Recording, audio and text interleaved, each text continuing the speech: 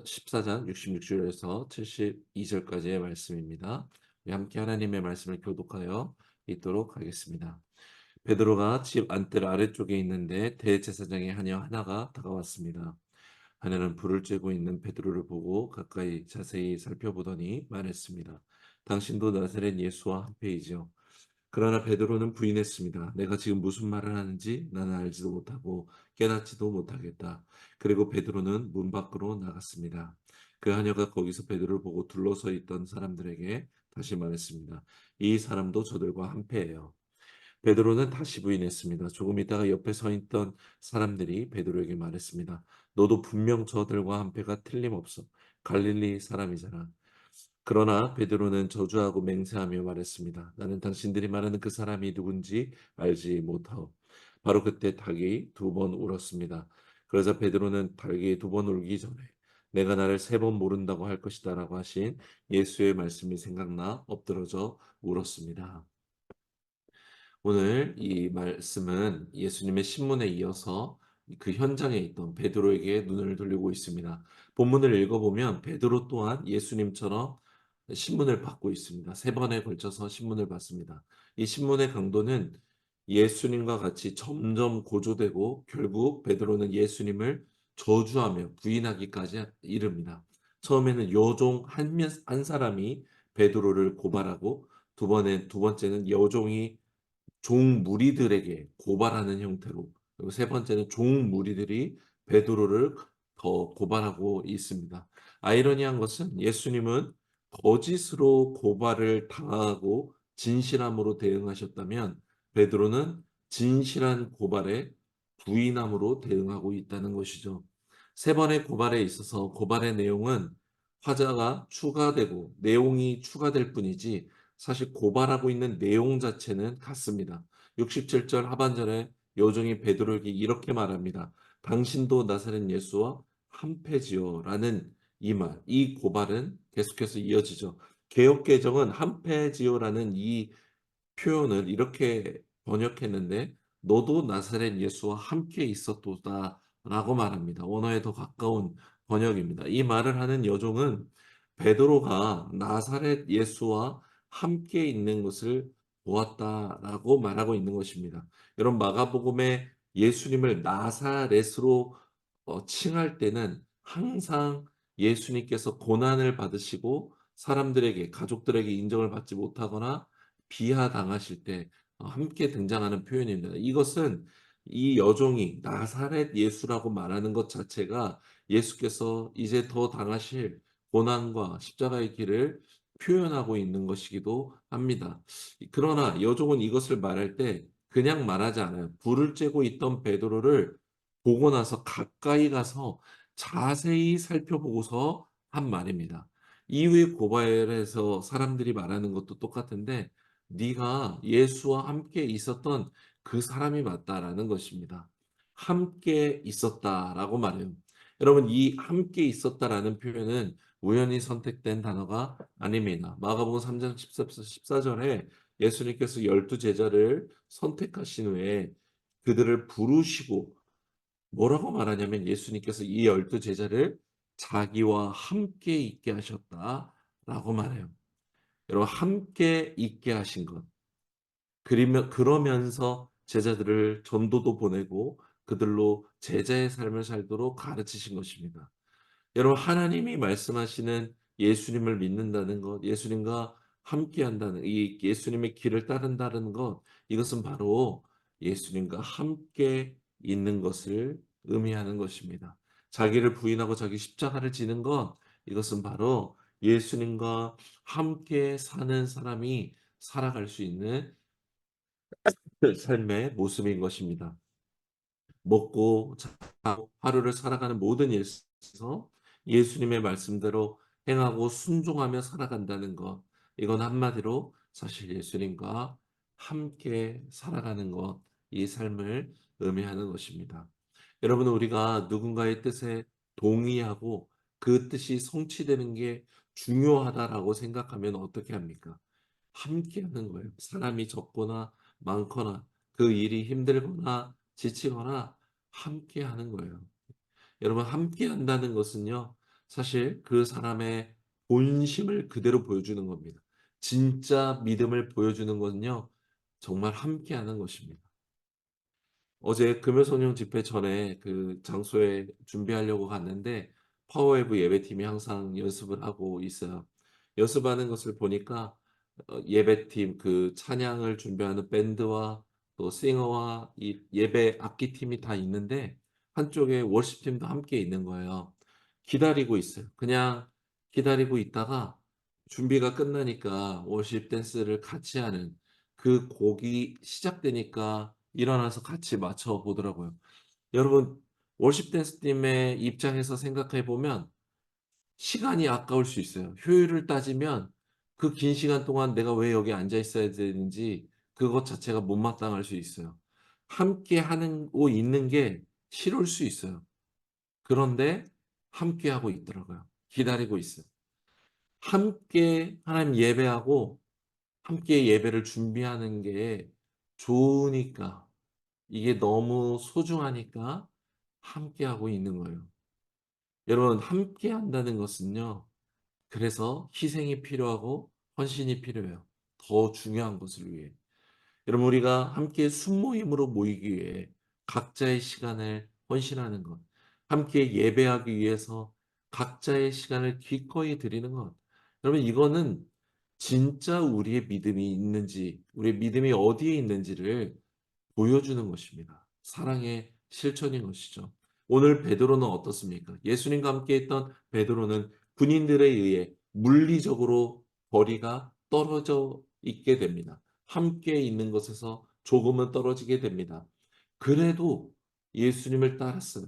그러나 세 번의 고발과 부인을 통해 베드로는 스스로 예수님과 멀어져 버립니다. 구체적으로 예수를 그리스도라 고백했던 베드로에서 71절에 나는 그 사람이 누군지도 모른다라고 시인하게 됩니다. 제자가 아니냐라고 물어봤는데 함께 있지 않았냐라고 물어봤는데 아예 관계 자체를 부인해 버린 것입니다. 무서웠을 거예요. 처음에 여종이 자기를 자세히 노려보면서 그렇게 말할 때 대충 둘러대기는 했는데 이제 종무리가 단체로 "너 갈릴리 사람이 잠깐 이잖아."라고까지 말하니 두려웠을 것입니다. 이때 베드로는 예수님과 함께하지 않았고 두려움과 함께했던 것입니다. 그래서 부인했던 것이죠. 예수님이 아니라 두려움을 껴안았기 때문에 두려움이 함께했기 때문에 자기를 고발하는 사람들에 사로잡혀서 그들과 함께 갇혀버린 것입니다. 베드로뿐만이 아닙니다. 모든 인간에게 벌어지는 일이죠. 자기 이득을 위해서 정당을 선거 때마다 옮기는 정치인도 있고 생존을 위해 말을 바꿔야 되는 직장인도 있고 사실 그 누구라도 인간이라면 이런 일을 경험합니다. 당장의 필요와 두려움을 붙잡으면 내 믿음과 삶의 정직성이나 정체성은 변질되고 뒤틀리기 마련인 것입니다. 사랑하는 여러분, 시험은 처음부터 우리의 믿음을 바꾸려 들려 하지 않습니다. 필요한 것들, 남들이 다 하는 것들을 이 세상에서 다들 하는데 너도 이거 해도 괜찮아라고 권유하고 우리를 유혹하는 것입니다. 문제는 오늘 베드로와 같이 이 같은 요구와 유혹은 더 깊고 강하게 우리를 덮치려 든다는 것이죠. 허용의 틈이 열리면 그 틈으로 온갖 것들이 드나들게 되는 것입니다. 여러분 하나님과 함께 하십시오. 하나님과 함께 하지 않으면 예수님이 그 사람이 돼 버립니다. 나와 상관없는 사람이 돼 버리는 거예요. 여러분 죄를 선택하고 내 욕구대로 사는 사람은요.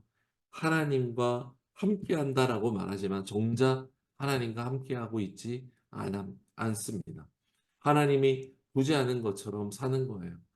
그냥 일주일에 기껏해야 1시간 그 이상의 시간을 그때만 하나님 있는 데 와서 잠깐 이렇게 몸을 담글 뿐이지 정작 하나님과 함께하지 않는 거예요. 여러분 이것은 마가복음의 세계관 안에서는 예수님의 길을 따르지 않는 거예요.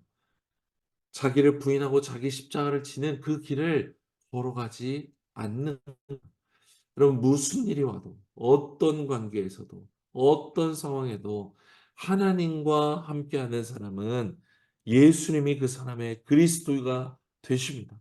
함께 하신다는 약속하신 그 말씀이 모든 상황 가운데 역사하는 살아있는 능력이 되는 것입니다. 그래서 하나님과 함께하는 사람, 하나님 안에 거하는 사람은 문제나 유혹이 그 사람을 붙들고 흔들지 못하는 것이죠. 시험이 없는 것이 아니라 시험이 오나 하나님을 붙들어 하나님과 함께함으로 하나님의 주권 아래 살아가는 것입니다. 여러분 오늘 꼭 나누기 원하는 것은 이것입니다. 아무리 베드로처럼 예수님은 그리스도이십니다라고 우리가 신앙을 고백할지라도 믿음의 삶을 결단할지라도 여러분 우리도 똑같이 베드로처럼 넘어지는 것 이것이 우리의 현실입니다. 그러나 우리가 기억해야 할 것은 우리의 결단으로 인해 우리가 믿음의 삶을 살 수 있는 것이 아니라 우리가 하나님과 함께함으로 말미암아 믿음의 삶을 살 수 있다라는 것이죠. 더 나아가 하나님의 변하지 않는 사랑만이 우리를 믿음으로 살게 하는 것입니다. 여러분 애초에 우리는 신실한 사람이 아니에요. 욕심도 많고 얼마나 나만을 위하는 사람인지 모릅니다. 그런데 하나님이 그런 우리를 선택하셨어요. 함께 하시기로 하셨어요. 하나님의 선택인 것입니다. 그럼 하나님이 우리가 잘못되게 행할 때 우리를 잘못 선택하셨다라고 버리십니까? 버리질 않으세요. 오늘 베드로의 부인을 예언하실 때 여러분 누가복음을 보면 예수님이 이렇게 말씀하세요. 누가복음 22장 31, 32절에 시몬아 시몬아 보라 사탄이 너를 밀가부르듯 하려고 요구하였으나 그러나 내가 너를 위하여 내 믿음이 떨어지지 않기를 기도하였노니 너는 돌이킨 후에 내 형제를 굳게 하라 말씀하세요. 예수님은 베드로가 부인할 것을 아셨어요. 그렇다고 버리십니까? 버리지 않아요. 오히려 기도하세요. 시몬의 믿음이 떨어지지 않기를. 스스로 말한 것을 부인하게 될지라도 다시 돌아와 다른 사람들의 믿음을 일으키기를 기도하신 거예요. 여러분, 예수님은 우리를 위해 기도해 주시는 분이십니다. 우리의 약함을 아시고 실패할 것도 아시는 분이시네요. 그러나 예수님은 우리를 볼 때 실패를 보고 배신할 것을 보시고 평가하고 우리를 절하시는 분이 아니신 것입니다. 눈물을 쏟고 한심한 나로 낙심하더라도 다시 일어나 돌이키기를 원하시는 분이신 것입니다. 여러분 하나님과 함께하는 것을 놓쳐버린 분이 계십니까? 하나님의 임재가 느껴지지 않고 온갖 것들을 붙들고 살아가느라 정작 하나님과 떨어져 지내는 것조차 느끼지 못하는 분이 있으십니까? 하나님께 나아가십시오. 이미 우리 안에 계시는 성령 하나님께 고백하고 돌이키십시오. 예수님의 기도로 인해 하나님의 신실함으로 말미암아 우리는 돌아갈 수 있습니다. 오늘 마지막 구절 72절에 베드로는 예언대로 달게 두 번 운째 우는 소리를 듣고서야 예수님이 하신 예언의 말씀이 생각나 엎드러져 펑펑 울게 됩니다. 부인하던 때는 깨닫지 못하다가 발 굴구는 소리를 듣고서야 깨달은 거예요. 사랑하는 여러분, 오늘 말씀이 우리를 다시 주님께 돌아가게 하는 달개 울음 소리와 같은 소리가 되기를 원합니다. 경고의 소리가 됐던 회개를 일으키는 소리가 됐던 결단의 소리가 됐던 하나님과 함께하기 위해 다시 주님께 돌아가는 이 경고의 소리가 되기를 원합니다. 하나님과 떨어져 사는지도 모르는 순간에 달굵은 소리가 들려지듯 하나님의 말씀이 들려지고 사람들과의 대화를 통해 그 소리가 깨닫게 되고 은연 중에 또 예배하는 중에 하나님께 돌이키게 되는 은혜가 있게 되기를 원합니다. 하나님과 함께하는 이것이 믿음의 삶입니다. 사랑하는 주님과 동행하는 우리 모두가 되기를 간절히 기도합니다.